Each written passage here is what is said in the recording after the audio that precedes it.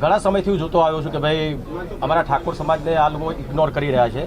એ સરકારની જાણ બહાર હોઈ શકે, એવું પણ બની શકે જે વચ્ચે મીડિયેટર હોય એ લોકો બી આવું કરી શકતા હોય. અને ઘણા સમયથી હું જોયું સરકારી બધા કાર્યક્રમો હોય એમાં ઠાકોર સમાજનો એક દીકરો કે દીકરી હોતા નથી. અને આ વખતે પણ મેં જોયું જ્યારે વિધાનસભામાં દરેક કલાકારો સ્વાગત કર્યું, બહુ સારી વાત કહેવાય. બધા મોટા મોટા કલાકારો છે. ત્યારે મારા બધા ઘણા બધા વડીલોના, મારા ઠાકોર સમાજના બધા ઘણા બધા ચાહકોના ફોન આવ્યા કે વિક્રમભાઈ તમે નથી ગયા? તો મેં કીધું ભાઈ મને આમંત્રણ નથી.